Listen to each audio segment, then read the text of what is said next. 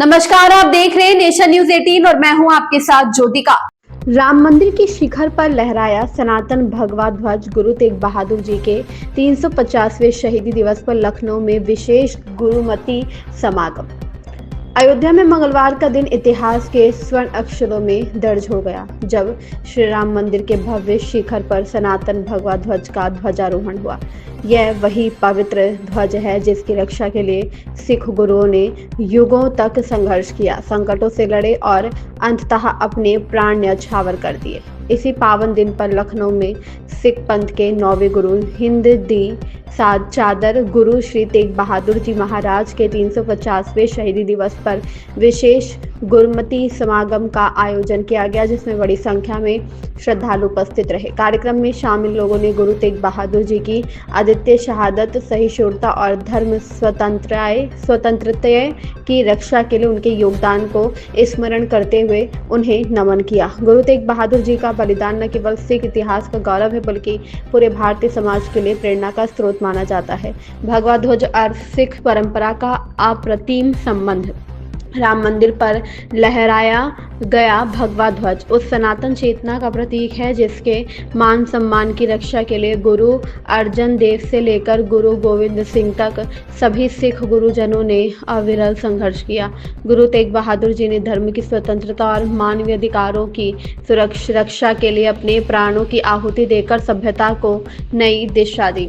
इसी कारण उन्हें हिंद दी चादर की उपाधि प्राप्त है। लखनऊ में श्रद्धा और संगति का माहौल। लखनऊ में आयोजित गुरुमति समागम में कथा कीर्तन, शब्द कीर्तन और गुरु परंपरा पर आधारित विचार प्रवचन आयोजित हुए। कार्यक्रम में वक्ताओं ने कहा कि गुरु तेग बहादुर जी की शहादत सभी धर्मों को जोड़ने वाली आध्यात्मिक कड़ी है और आज देश जिस दिन राम मंदिर के शिखर पर ध्वजा फहरा रहा है, उसी दिन गुरु जी के बलिदान का स्मरण करना सांस्कृतिक समन्वय और आस्था की एकजुटता का अद्भुत उदाहरण है। गुरु महाराज को श्रद्धांजलि। कार्यक्रम के अंत में गुरु श्री तेग बहादुर जी की पावन स्मृति को नमन करते हुए सभी ने शांति, सद्भाव और धर्म की मर्यादा बनाए रखने का संकल्प लिया। उपस्थित श्रद्धालुओं ने कहा कि गुरु महाराज की शिक्षाएं आज भी उतनी ही प्रेरणादायक है जितनी सदियों पहले थी। लखनऊ से धर्मेंद्र शर्मा की रिपोर्ट। 350 वर्षों के बाद भी हर सिख और हर सनातनी गुरु तेग बहादुर जी महाराज, भाई मतीदास, भाई सतीदास जी, भाई दयाला जी के प्रति अपनी कृतज्ञता ज्ञापित करते हुए अपनी आस्था को व्यक्त करता है। और आज आप सबको मैं ही स्मरण दिलाने के लिए आया हूं। याद करना, सत्य को कोई धूमिल नहीं कर सकता, उसको झुटला नहीं सकता। गुरु गोविंद सिंह जी महाराज के 4 साहबजादों को भले ही जो सम्मान उस समय मिलना चाहिए था, उसके उपरांत मिलना चाहिए था, ना मिला हो, लेकिन 2020 में उत्तर प्रदेश में पहले मुख्यमंत्री आवास में और प्रधानमंत्री मोदी जी ने 26 दिसंबर की तिथि को सदैव के लिए वीर बाल दिवस के रूप में समर्पित करते हुए उन 4 साहबजादों की स्मृति को एक जीवंत बना दिया है। आने वाली पीढ़ी के लिए, हर नौजवान के लिए, हर युवा के लिए ये बनाया है, बताने का प्रयास, ये बताया है कि जो भी देश और धर्म के लिए कुछ करेगा उसके प्रति समाज इसी प्रकार से कृतज्ञता ज्ञापित करेगा। और वही कृतज्ञता ज्ञापित करने का एक अवसर हम सबके सामने आज का यह दिवस भी है। यह हमारा सौभाग्य है कि लखनऊ को गुरु तेग बहादुर जी महाराज का सानिध्य प्राप्त हुआ था। लखनऊ के याहगंज गुरुद्वारे में गुरु तेग बहादुर जी महाराज का आगमन, गुरु गोविंद सिंह जी महाराज उस समय शिशु अवस्था में थे और वह स्मृति आज भी उसी रूप में याहगंज में हम सबको देखने को मिलती है। वहां का तेज, वहां का अध्यात्म इस सिख परंपरा के गौरवशाली क्षणों में से एक है।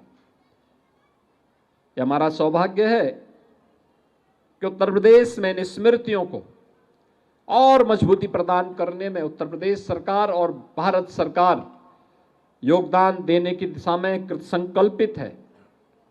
आज के इस अवसर पर मैं आप सबका यही आह्वान करूंगा, हम अपनी गुरु परंपरा, अपने इन महापुरुषों और उन सभी योद्धाओं के प्रति जिन्होंने देश और धर्म के लिए अपना योगदान दिया है, उनके प्रति हमारी आस्था इसी प्रकार से अडिग होनी चाहिए जैसे हमारा एक केसरिया पताका हमेशा अपने अडिग रूप से सदैव हम सबको एक नई प्रेरणा प्रदान करता है, आगे बढ़ने के लिए एक नई ऊर्जा प्रदान करता है। गुरु गोविंद सिंह जी महाराज को जब हम स्मरण करते हैं, मात्र 9 वर्ष की उम्र में जिन्होंने अपने गुरु और अपने पिता को खोया हो, जिनके 4 साहबजादे इस सनातन की रक्षा करने के लिए बलिदान हो गए हों, और दुनिया के अंदर ये बहुत कम उदाहरण देखने को मिलता है जो गुरु गोविंद सिंह जी महाराज के बारे में हम देखते हैं। एक शहीद पिता के पुत्र हैं तो शहीद पुत्रों के वे पिता भी हैं।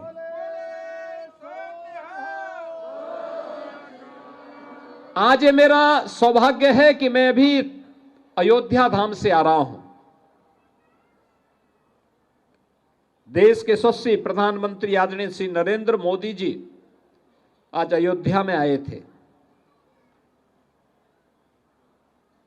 श्री राम जन्मभूमि पर भगवान श्री राम के भव्य मंदिर का निर्माण कार्य पूर्ण होने के उपलक्ष्य में आज भारत की सनातन का भगवा ध्वज का आरोहण राम मंदिर के शिखर पर हुआ है, एक भव्य समारोह में हुआ है। यही वह भगवा ध्वज है जिसकी रक्षा करने के लिए सिख गुरुओं की परंपरा और पीढ़ी की पीढ़ी अपने आप को बलिदान करती आई है। ये वही परंपरा है। याद करिए 1510 से लेके 1515 के बीच प्रथम गुरु नानक देव जी महाराज अयोध्या धाम में श्री राम जन्मभूमि मंदिर में दर्शन करने के लिए जाते हैं,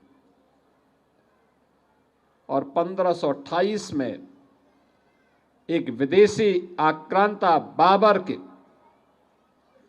के सिपह सालार के द्वारा मंदिर को तोड़ दिया जाता है। और उस समय बाबर के अत्याचार को देखते हुए गुरु नानक देव जी महाराज ने बाबर को जावर कह करके उसके कृत्यों को पूरी मजबूती के साथ उसका विरोध किया था। आगे की परंपरा भी, जब अयोध्या में राम जन्मभूमि के लिए जब भी संघर्ष हुए, सिख गुरुओं ने, सिख योद्धाओं ने, निहंगों ने, संतों ने, राजाओं ने,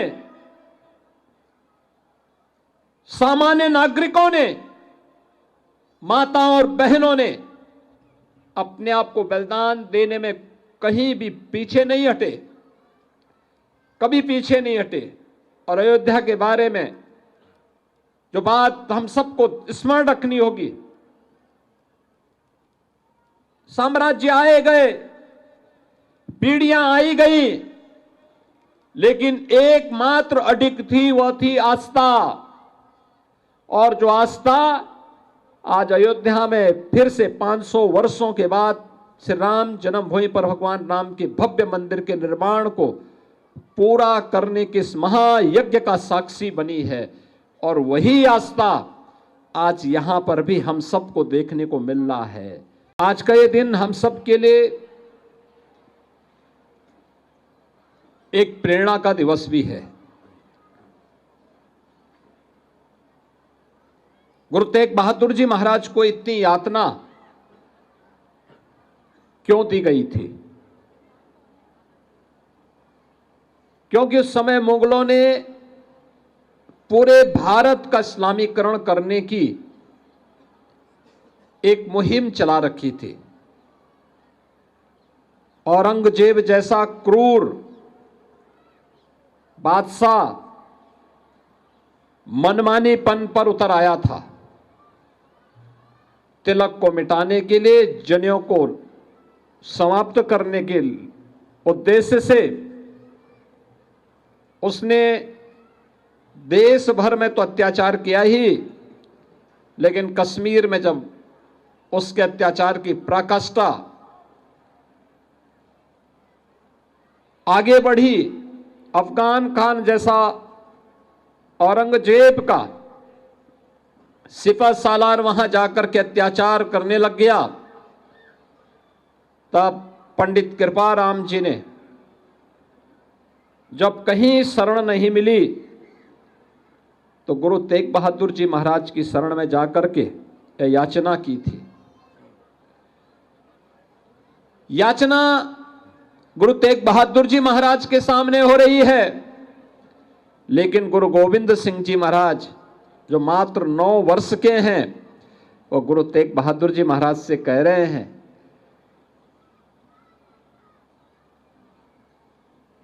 कि याचना हो रही है, आप कह रहे हैं कि किसी बड़े आदमी को अपना बलिदान देना पड़ेगा, तो आप बताइए आपसे बड़ा कौन है।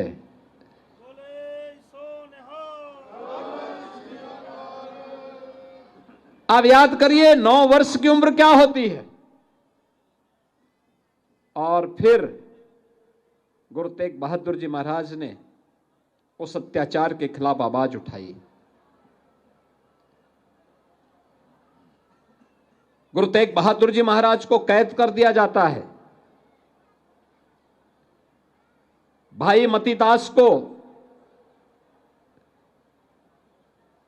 पहले यातना दी जाती है, आरे से चीरा जाता है।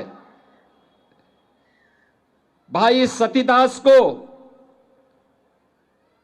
रुई के बंडल में डाल करके उसमें आग लगाई जाती है, और भाई दयाला को उबलते हुए पानी के डेग में डाल करके उन्हें बलिदान कर दिया जाता है। और गुरु तेग बहादुर जी महाराज तब भी अपने धर्म और अपने संकल्प से डिगे नहीं, तो उनके साथ कितनी बड़ी क्रूरता बरती गई। इस खबर में बस इतना ही। बने रहिए नेशन न्यूज 18 के साथ।